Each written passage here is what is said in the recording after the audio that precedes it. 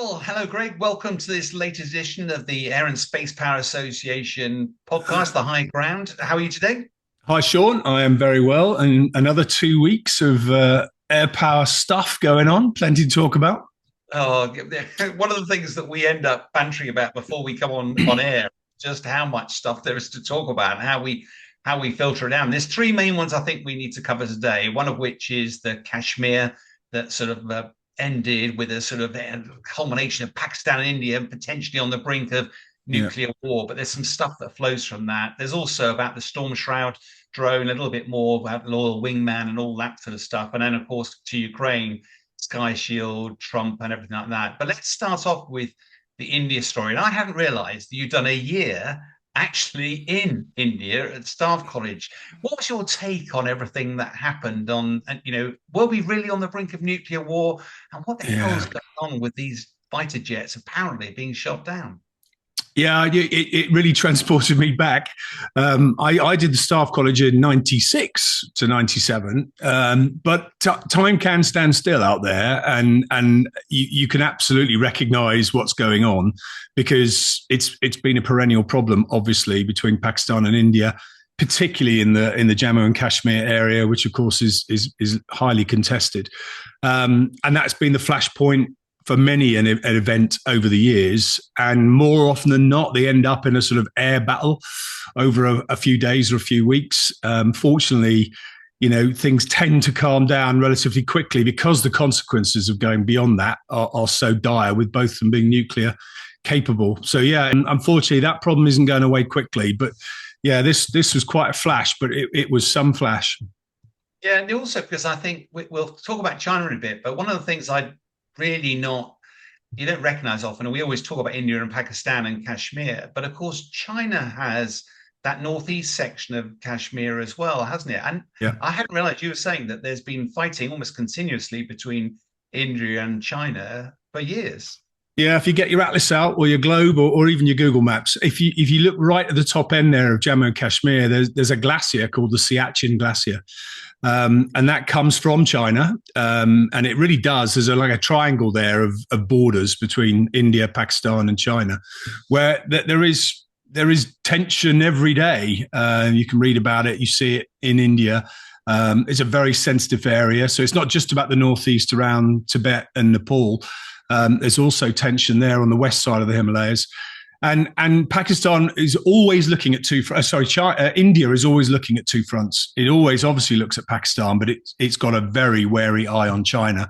And they've had wars in the past, of course, where China made some quite significant incursions back in the 60s. So, on the Indian staff course, I can guarantee even today, they are wargaming fights against China and Pakistan on a weekly basis. I think that's the advantage of doing overseas staff college, isn't it? I know most of us did it in the UK. I did mine in Toronto. You did yours in India. And I think you learned so much more being another. But the reason, rather than studying war, obviously the air power bit of this, I think, was most interesting because, you've got India who basically operate Rafale. I think they've also got MiG-29s and some Su-30s as well. But I think they had bought $9 billion worth of Rafale, about 36 aircraft, sort of Western state-of-the-art aircraft.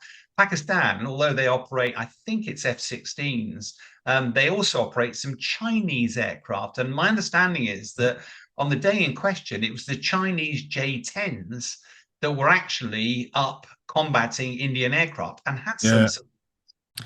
Yeah, I mean, if you look at the history of the development of both those two air forces, they really have been through the mill. I mean, Pakistan has some very strong affiliations with China, has some old Chinese airplanes, but it's also got French Mirage 3s, Mirage 5s still in their inventory, and of course US F-16s alongside their Chinese aircraft.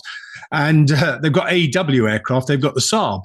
So they've got a real mishmash there of Western and Eastern technology, and it's quite clear that the Chinese technology now is beginning to come of age. And I think I'm putting words in Pakistan Air Force's mouth, but I think they would see their J-10s as their most advanced platform. Whereas in India, they've sort of jumped between Western and Russian capability, and of course have a mix of both. And I think they would probably argue the Rafale is their most advanced aircraft, although they're very proud of their MiG-29 Su-30s and a strong association with Russian Air Force tactics as well as aircraft. But yeah, the Rafale versus the J-10 here is probably the most interesting matchup. Yeah, I think particularly because I was very struck a few years ago. I think Jeremy Clarkson on the Top Gear program talked about compared Chinese copies of cars and said they were all cheap and horrible. But they said within 20 years or so, China will be producing some good stuff. And in a way, it's a bit like the aircraft that China's never really had any operational experience. So we've only got to speculate. All of a sudden now, in a live war, Pakistan was using Chinese aircraft with export versions of, I think it's the PL-15, their AMRAAM equivalent. And we don't know what happened. You know, there was Pakistan claimed they'd shot down 5 Indian aircraft. India were quiet. We've seen bits of wreckage. I've got a picture of what purports to be a tailplane of Rafale. But even the US confirmed that at least one Rafale was shot down. I think the interesting story here is that it looks like a Chinese aircraft for the first time, and Chinese technology has been able to shoot down a Western aircraft. That will be invaluable experience for China. Yeah, and what we saw, and you're right, it's very difficult to pull the truth out of this. There's an awful lot of misinformation and disinformation flashing around. And of course, any conflict between India and Pakistan is a battle of egos as much as it is a battle of military will. Any fight between India and Pakistan is always going to be a difficult one to get ground truth. There's a lot of misinformation, disinformation out there. Both sides are fiercely proud and will both want to claim victory, even if it was, shall we say, a stalemate.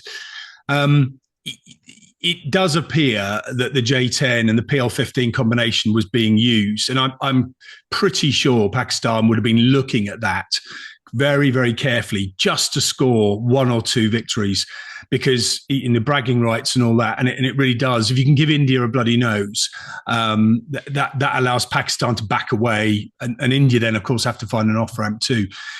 What's really interesting about this particular event, because it allegedly lasted a few hours, this particular fight, late at night, and it was initiated by India, allegedly putting some attacks into Pakistani equipment and facilities inside Pakistan, which is somewhat unusual. Normally these strikes are sort of confined to Jammu and Kashmir, i.e. the sort of disputed area.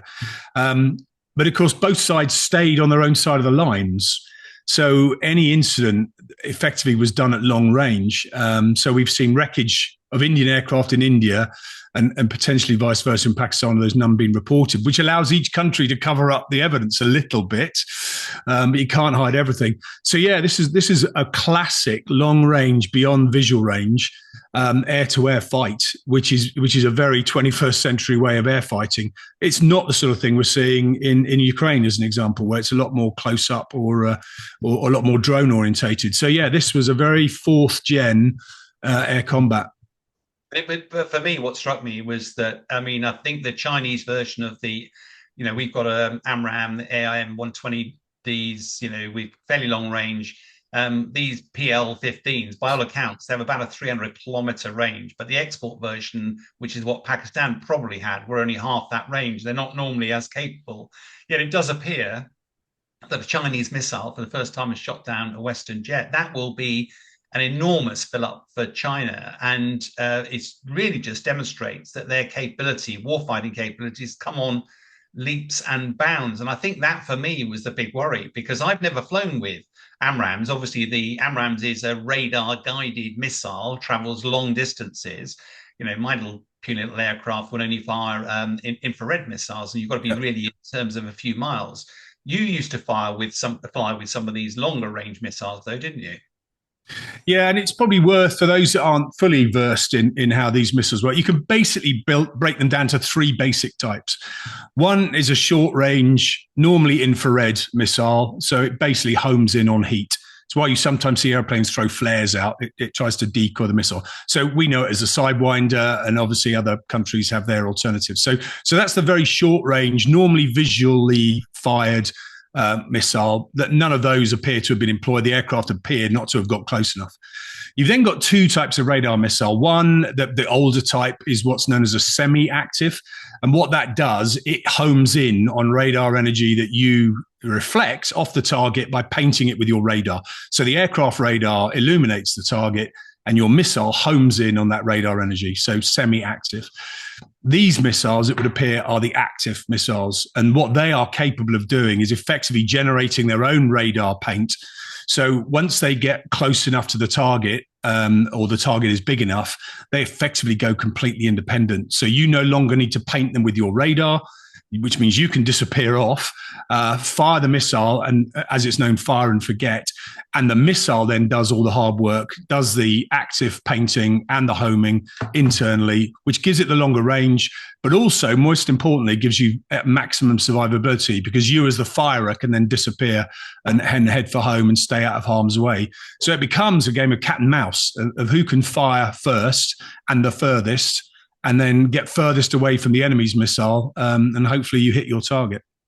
Yeah, I think one of the things as well is that it's worth remembering these AMRAAMs, certainly the Chinese ones, are Mark V missiles. So they are getting through the sky pretty quickly. So it may have been a long way away, but my goodness, it's going to get to the target quickly. A couple of people had asked me during the week, though, when commentary about this, sort of said, okay, so do you eject then when you know one of these missiles is heading your way because it's Operation Certain Death? And you go, no. In the West, there are a whole load of ways of protecting yourself against these sort of missiles.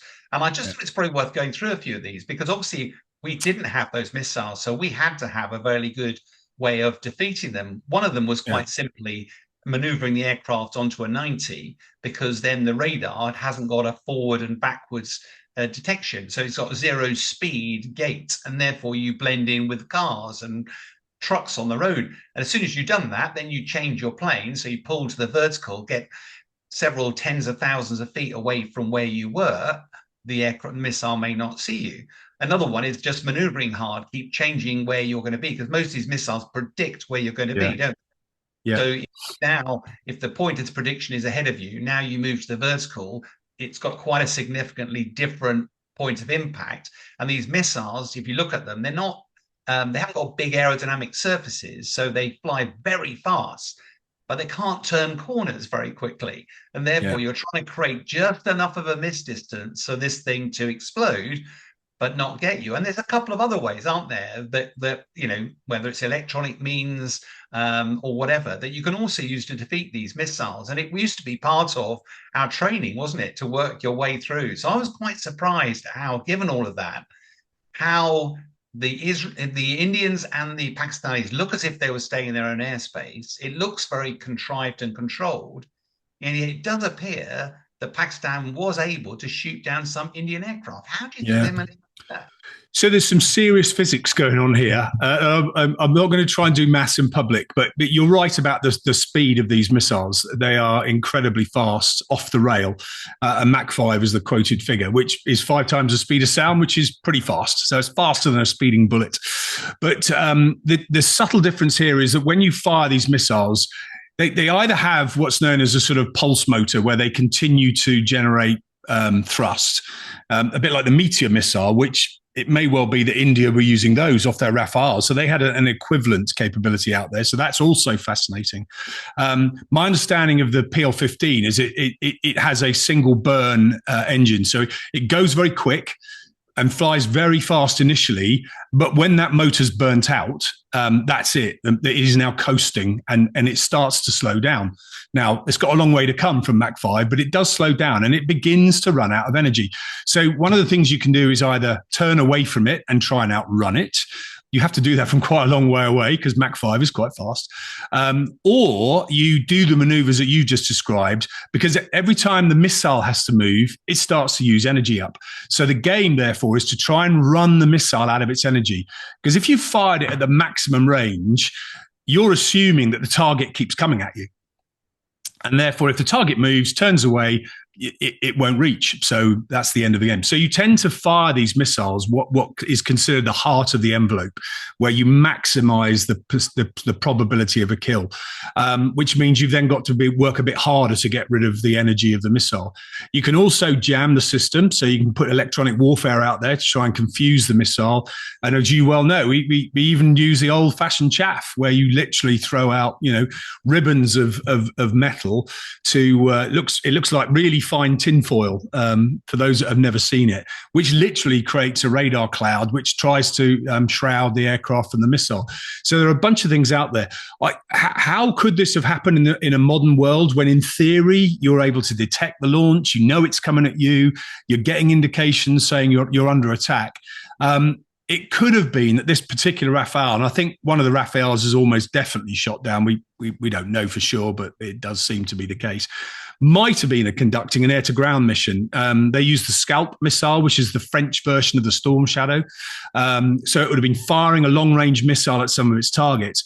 And maybe being a mud mover was a lot more focused on the ground piece of the attack and just wasn't aware that the missile attack came in or was surprised by it. The element we haven't talked about is how each side knew where each side was. Both sides have early warning aircraft, but actually the Pakistanis have probably got the better version. They've got a Saab 2000. I think it's called the Erie Eye, I think is how you pronounce it. But it's a Saab aircraft, Saab radar, actively scanned, pretty state of the art. The Indians have something similar, but it's homegrown, and you never quite know whether that's quite up to scratch.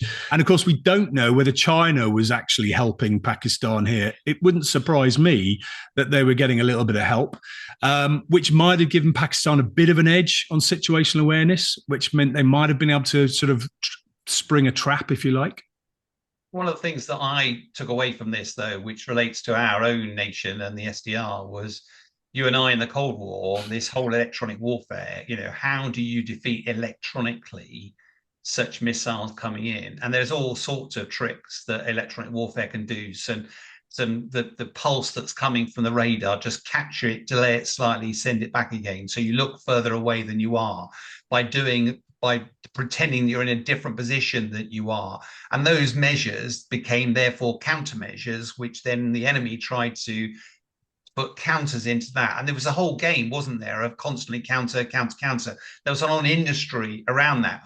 Where is that industry today? And unless we keep pace with that, you very quickly fall to a disadvantage. And ultimately, the cost is you start to lose aeroplanes. Yeah, it's such an important part of warfare today. It's something. It's the silent war going on in Ukraine as well as anywhere else that really you need to understand and you really need to be on top of. The good old days of dogfighting, where aeroplanes are matched against each other and who can pull the most G and who can turn faster. That's a type of combat that's had its day. I mean, if you end up in that type of fight today, something's gone horribly wrong.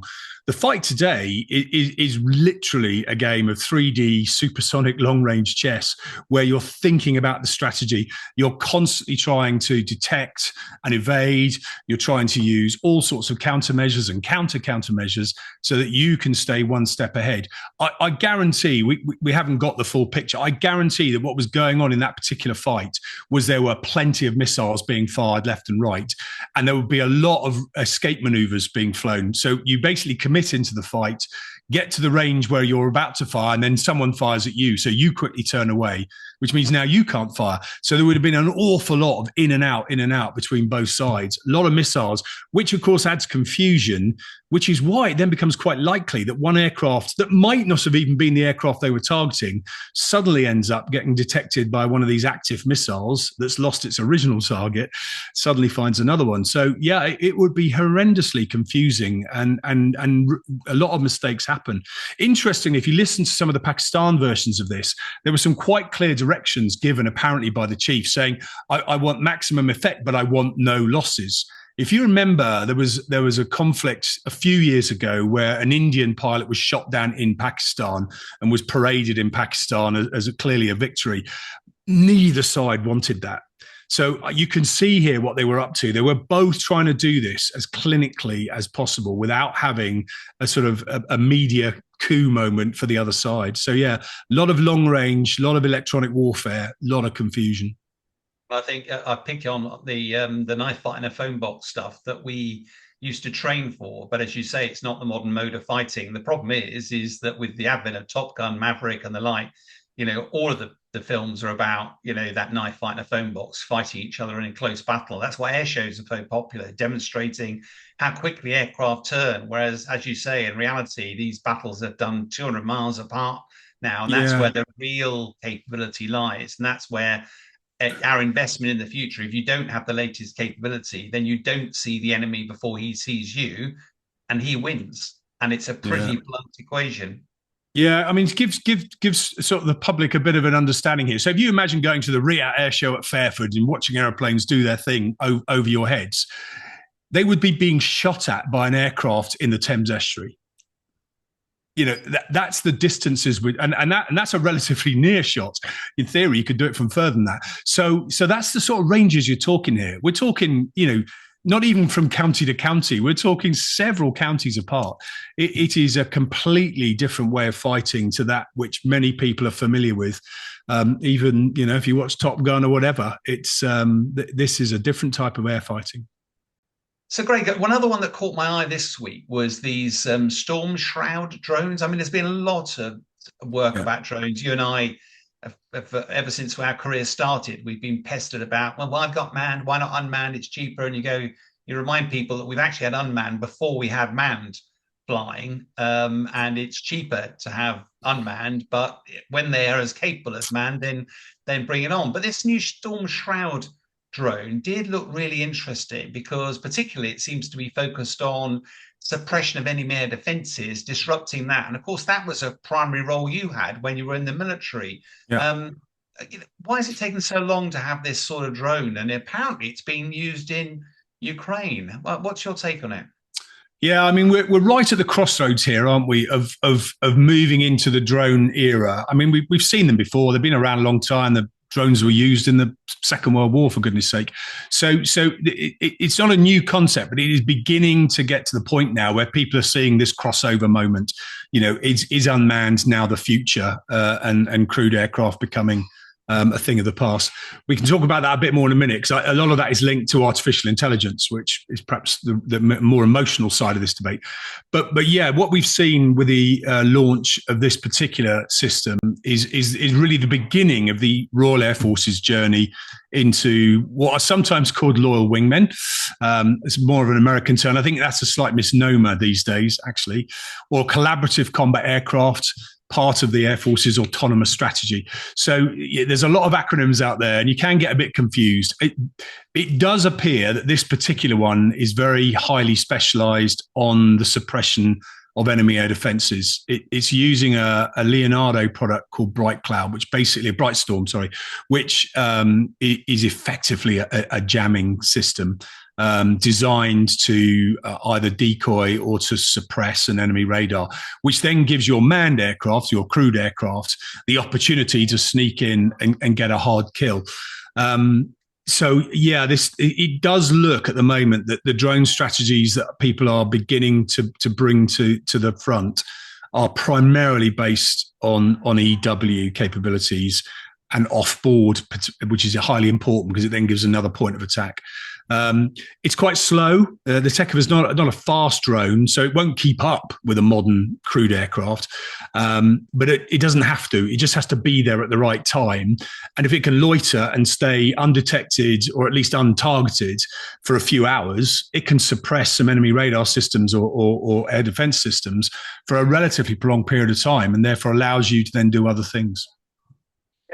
You mentioned a couple of things there, one of which is it seems to be part of a new sort of family of drones, autonomous, you take collaborative platforms. There was a couple of years ago, this talk about loyal wingmen, wasn't it? And there were pictures drawn of a fighter jet with this sort of little family of drones chasing it around. And you go, this new sort of Storm Shroud drone was heralded as part of that. But as you say, it can't keep up. So the image of it operating around this collaborative bit, I absolutely get, but maybe I just wasn't that good at it. But flying a military fast jet, particularly when you're on your own, is quite a high workload. If you're now also having to look after a little family of other aircraft doing their things and coordinating, how on earth is one, because all of our fighter jets now are single seaters, how are they going to do that and maintain the edge, maintain the capacity and their situational awareness? Yeah, it's become a much more complex battle space now. And and I know that when we flew, your wingman would be within a couple of miles of you. You'd be giving mutual cover. You'd be there so you could sort of double up if you had to, if somebody came and attacked you. But you also can look behind each other. So you look for a missile firing or whatever. So there's really good reasons to have somebody close. But going back to my Fairford analogy of, someone's going to be shooting at you from the Thames estuary, your EW unmanned system might be over the Isle of Wight.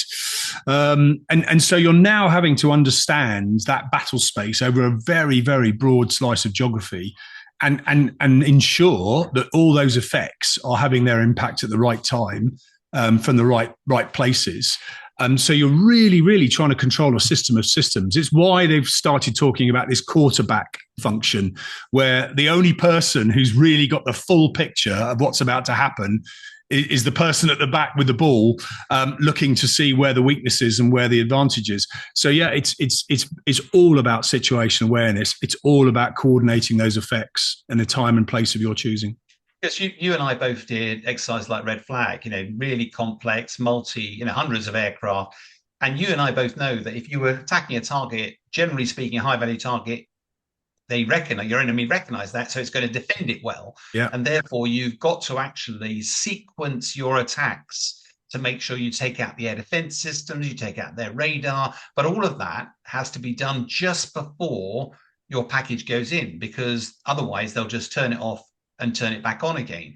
And therefore, that timing, that sequence, because hours of preparation, your brain was exploding in the cockpit trying to control all of that. As you say now, some of these assets will be over the Isle of Wight, whatever. How you manage them, because there won't be a pilot in there. It'll either be pre-programmed or somebody will have to go, now, turn it on now. Otherwise, the timing will be so important for deception and for the credibility of their plan. And I just think, is that where AI is going to play a bigger role, do you think, in all of this? Yeah, I mean, that is the next important leap here. It would be relatively simple to pre-program your drone to go to a particular orbit, point at a particular threat, or a region of threats, and just jam or decoy over a specific pattern, specific time. And you hope that you've got all your information correct and it's doing what you needed it to do. There's another way where you give it a sort of sequence of priorities and say, look, if you see an S500, you must jam that first. If you don't see one, then go to a 400, go to a 300. So you give it a sort of almost a playbook of its own that it then goes through and does whatever it sees in front of it, as opposed to just blindly do one thing. How you then get the feedback that what it's doing is what you wanted it to do, and it's doing what you can also see from your perspective, is where it starts to get complicated. And this is where, in theory, you're still relying on data links for all these systems to talk to each other. Now, it's going to be in enemy territory where the enemy is going to be trying to jam all those signals. So you've got a real sense of a challenge here. And one of the arguments for maintaining a manned cockpit is that you might be out of range, or you might be jammed to the point where you can't get information from home plate or space. And therefore, you need to be quite close to your drones in order to jam through or burn through some of those jamming signals. And then, of course, is how much can you trust AI? And I know that when we did things like Red Flag, you had your wild weasels up there suppressing the SAMs. If they went US or got shot down, you would seriously consider not going in, because you knew now that the risk of you getting shot down was much, much higher. So how do you get a feedback that the thing you sent in there to protect you is actually doing what you wanted it to do, so that you can continue to commit on your rather more expensive attack with a manned aircraft that you really, really don't want to lose at £100 million a shot. So yeah, the whole feedback loop and the whole managing of all these systems and sensors is the next level of complexity. Yeah, and it's also because I remember only too well that first of all, whenever you went on a mission, it never went as planned, because the enemy always has a vote. So it's always, everything is, your hair's on fire, you're desperately trying to coordinate stuff on the move. And if you've got a dumb drone out there, working out what's its AI program going to be telling it to do. Am I able to communicate? Can it make any sense of that? And I don't know about you, but my experience of drones is that I came the nearest to dying, I think, over Afghanistan, when in a stack, I was going around at night and suddenly very nearly impacted a drone that wasn't in the height it should have been. At the time. And of course, because it didn't care, the drone didn't care, its operator was somewhere away, just happened for a whole series of reasons not to be in the right slot. And all of a sudden you go, bloody hell, wherever it's a manned platform, you know that you've got somebody else in there who's also looking after their pink body who can coordinate some of this stuff. On a positive note, I think one thing I noticed about this was that it does seem to, this Storm Shroud drone seems to have been a product of the Rapid Capability Office. Now, we haven't got time to really get into all of that, but part of this is trying to work out the DE&S, the standard procurement method for the Ministry of Defence. It's really good at safeguarding taxpayers' money, but my goodness, does it take a long time to get some of this stuff in? And you couldn't procure your sort of mobile phone under that sort of process because it will be years. And we've got to find a way with these sorts of technologies for getting them into service much quicker, taking a degree of risk. And this seems to be a good example of that.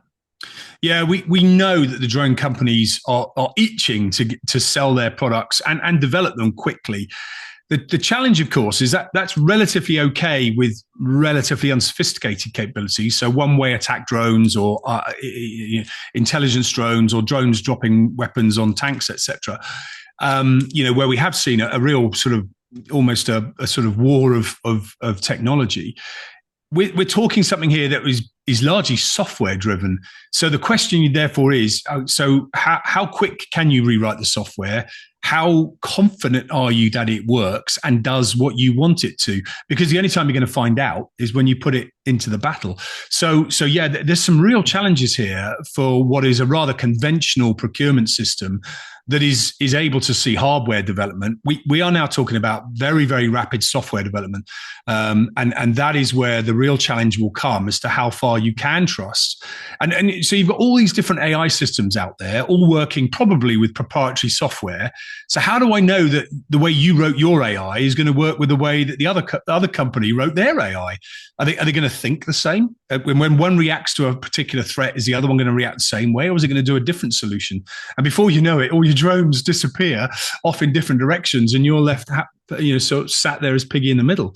So yeah, this is complicated. It's also another layer worse than that, I think, because the drones. When we talk about drones, I mean, I was fascinated to hear, in Ukraine that they talk about it used to be artillery forming most of the casualties on the battlefield. Now over 80% are caused by drones. But those drones don't actually affect anybody else. They're little, small, zipping around all over the battlefield. They don't have to talk to anybody else. They just go and deliver their effect. Yeah. The trouble is that's one end of the spectrum. The other end of the spectrum is things like these storm shrouds, which are, if they're not in the right place, if they're not doing their job properly, they're part of an ecosystem that is billions of pounds worth of capability, all carefully coordinated together. And all of a sudden, they can't afford to be the weak link, because all of a sudden that corrupts, potentially compromises a huge investment of time and effort and capability. Yeah. And I just, these drones, we use the one word, but actually transcending a whole mass of different capabilities. Yeah, it really is A to Z here. You're right. Nobody, the MOD's never like drones because it implies a sort of automated, useless thing. But of course, we're far from that now. I think in many ways the announcement was quite interesting in itself, because the MOD has come under a bit of pressure recently about not having done much in the drone space. Lots of experimentation, lots of good language, lots of strategies, but nothing in a box on the shelf. And so there was some pressure for the UK defence to sort of step into this space meaningfully, as opposed to just talking about it.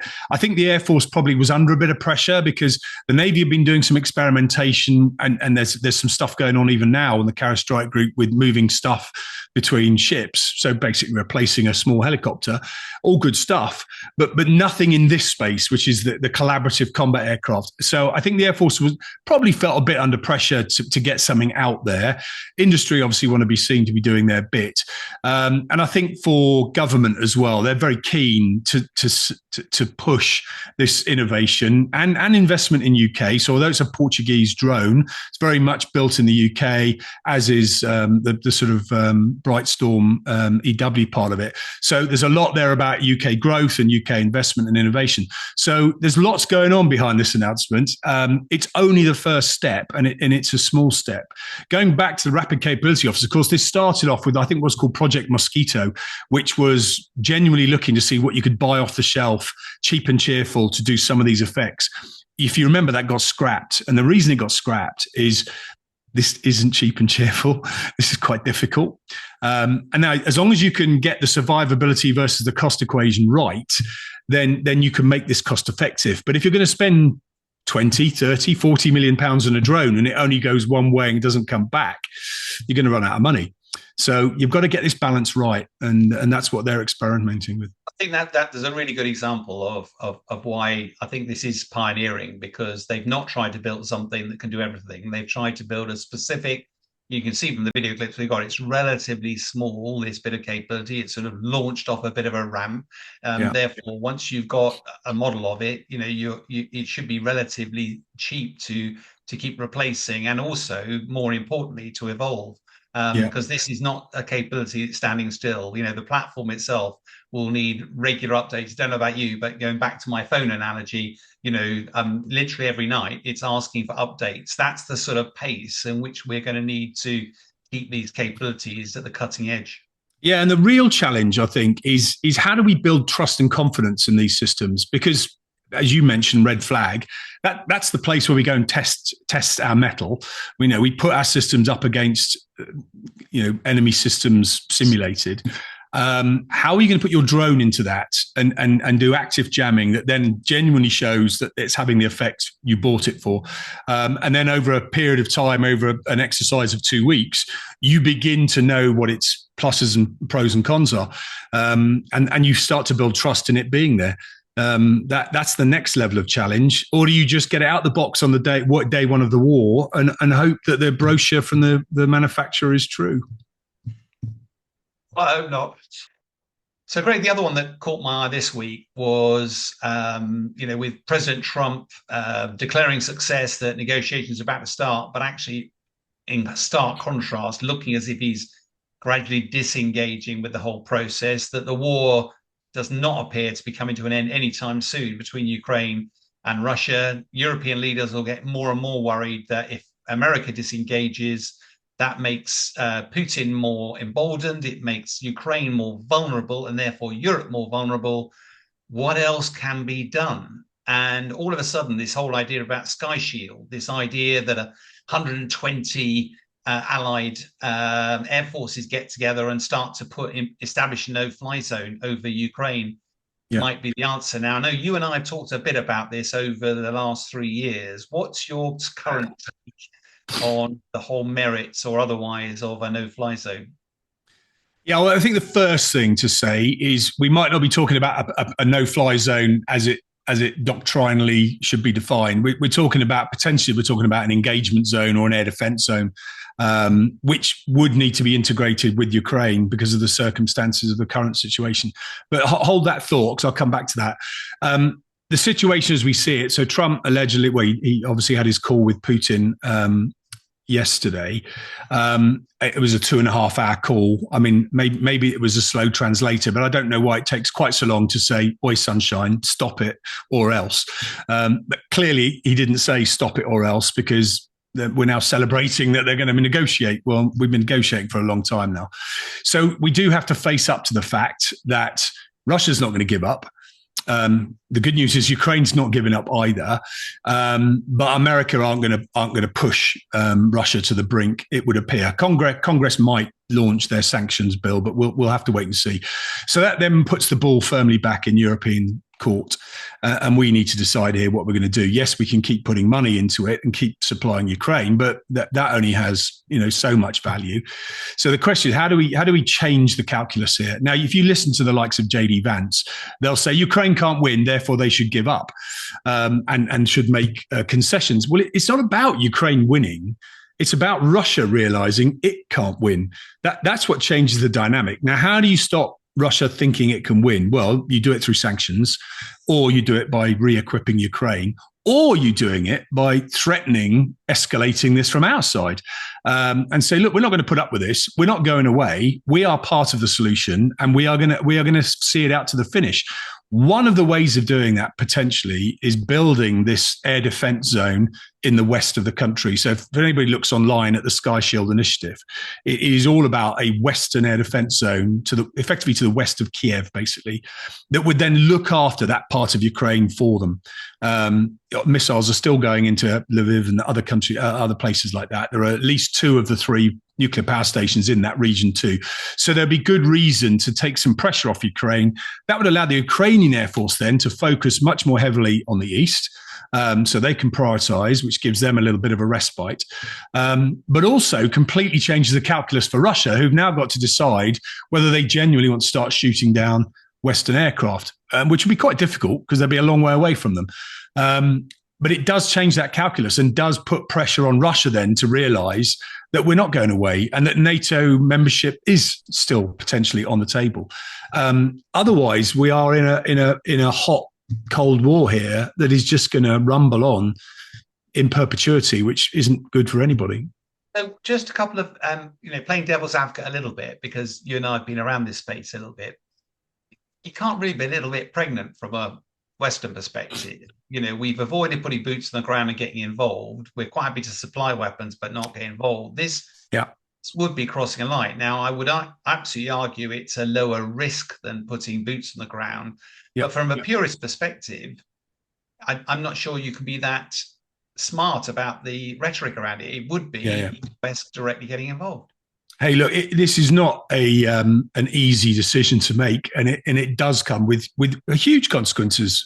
We know that Russia will try and ramp things up, try and escalate things. They're doing it anyway. Yet again, some of their politicians and mayors or whatever have been talking about ramping this up to a new paradigm, which obviously is code for nuclear strikes. So we know that Russia will do that because they've done it at every other time we've crossed a red line. The question is this a red line too far? You're right. Europe is very nervous and is not talking about putting boots on the ground until there is a peace to keep, which clearly is not the case right now. Otherwise, you would end up literally in the fight. And then you're talking about casualties and things escalate. The beauty of employing air is that you can, to a large degree, control the risk. Because obviously you can be in and out at high speed, so you can stay out of the way. You could do it from bases in European countries other than Ukraine. So you wouldn't necessarily have literally boots on the ground. You'd have boots in the air, but those boots in the air are flying at 500-600 miles an hour and therefore can get out of the way if they have to. By limiting it to the west of the country, you're limiting the exposure to Russian systems based in Russia and even Russian aircraft. And if you did have a problem and you were shot down or you had an emergency and you eject, you land in Ukraine. You probably get taken to a pub and you might not come out for a few hours and you'd be looked after royally, I'm sure. So, it's that's not, by the way, an opportunity for people to put on a flying suit and go free drinking in the west of Ukraine. But it is definitely, there is a calculus you can make there to limit the risk, but it's not risk-free. And of course, it changes the dynamic. Yeah, and a couple of other points. I was engaged in a conversation with somebody who was trying to sell the idea, and they said exactly as you did, that would free up the Ukrainian Air Force to operate more in the east. During my last visit to Ukraine, I went to one of their bases, and they can't operate anywhere close to the front line because the threats there, they have no counter to those threats, even with the F-16s on board. The jet is very capable, but they don't have the full suite of electronic warfare and protection and radar that they would need. So I think that's a bit of folly that it frees them up to go east because, frankly, they wouldn't be really able to operate there. My real question, though, comes to what the Western air power would actually do, because it does seem as if the focus is on helping shoot down missiles, so cruise missiles. They have no capability against ballistic missiles. Cruise missiles, yes, they could take some of those down. But my understanding is the vast majority of weapons being used by Russia are drones, literally overnight, 100 drones. And as soon as we're into that, we're into like the Israeli model where you've got a very expensive air-to-air missile against a 20,000 drone. Russia can produce drones a lot quicker than we can produce missiles. Do we intend to shoot them down with bullets and get up close and personal? Have we got the training and the people and the weapons to do that? So what exactly would the Western air power do? Yeah, those are both fair challenges. And I think from a pure military perspective, the impact is limited. It's not going to shift the war dramatically one way or the other. And it would need to be massively coordinated with Ukraine, because it would need to make sure that Ukrainian systems on the ground weren't shooting at the Western aircraft. And you're absolutely right that it's not going to push the Ukraine Air Force further east. What it will do, it will just give them probably the responsibility for the sort of strip down the middle, sort of overhead Kiev, etc., whereas the Sky Shield would do to the west. So you're right. It doesn't free up dramatically capacity to then do other things. Although we are seeing a lot of successes recently with the glide bombs, the GPS guided glide bombs. So that may be an area where they would be able to increase their tempo. I always believe that this is largely a symbolic increase in assistance, because it is putting Western boots in the air. It is demonstrating another level of commitment that we're not going away, and for now we'll do the West, but when you guys finally stop fighting, we're going to do the East too. So if you don't want NATO expansion, you're going the wrong way about it, because this is exactly where we're going to go with this, because we're not going away. And to demonstrate that level of resolve within Europe as part of NATO would be a huge question for Putin to go, I might have miscalculated here. I thought Europe was just going to fade away and give this up, particularly when I got America out of the game. So to suddenly see that level of commitment at the level and the length of time that this would require completely changes the calculus of the European element in support of Ukraine. That's where I agree entirely. I think the challenge here is the what and the why, isn't it? What are our politicians wanting to achieve and why? To date, they've been happy to support Ukraine with weapons, arguably do enough to stop it losing, but not enough to win. But that approach isn't working. Russia is grinding forward. As you say, America, if it does distance itself, Europe will struggle to plug the... So does the West simply go, okay, Ukraine's going to fall, we'll write a few stiff letters, we'll champion our way at UN why Russia should stop, but Russia will just continue until it achieves what it wants to achieve? Or do we actually have to stop Russia? Do we have to stand on the line, toe to toe, and say, call Russia's bluff? We cannot live in a world where force will take territory. Otherwise, where will that take us? And we have to take the risk that, Russia always used the term escalation. We should use the term matching. We're just matching what Russia has done. Nobody's threatening escalation. They are simply saying somebody's got to stand up for the good guys. Otherwise, who's going to be there to stand up for us when Russia prevails? And I think we're getting close to the time in which those questions need to be answered, however uncomfortable, because when they are, then steps like a Sky Shield become an inevitability. What's the most effective way of standing toe to toe and making clear to Putin that he's got to stop? Yeah, I agree. And I think it's such an important thing for the Ukrainian people. As they begin to see America, if you like, lose interest, they need to see Europe step into the void. And this would completely change that calculus for them. It's also a signal to all the other countries on the eastern fringes of NATO who need to see European NATO step up.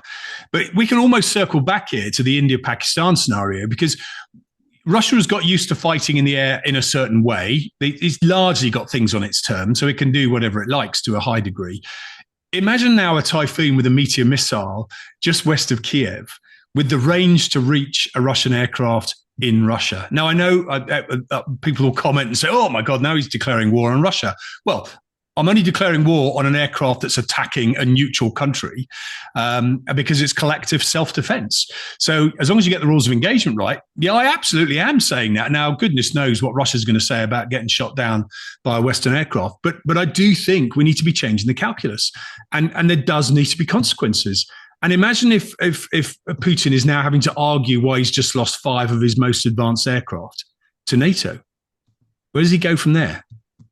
Now, easy to say, especially sat here, but why are we allowing him to control the narrative? I think it's time that we started putting pressure on him. Now, whether it's extra sanctions, which is a start, but also militarily, and you could create the embarrassment. You saw how quickly India backed down once they took a couple of hits Well, who knows? Might work with Russia too. Yeah, history always suggests that Russia will only actually accept force when there's inevitability. There's no choice that Putin is faced with. He has to stop. One of those was if you do sanctions like that was suggested, America puts a 50% tariff on every country that buys Russian oil. That would stop the demand for oil pretty much overnight. And that would suddenly turn off the tap of money. Russia would have no choice. Or get NATO directly involved. And that, again, would give Russia no choice. I think there's a degree of inevitability here. It's just a question of whether our political masters have got the appetite for it. Well, Trump likes to sort of compare this to a game of cards, doesn't he? And poor old Zelensky getting told he didn't have any.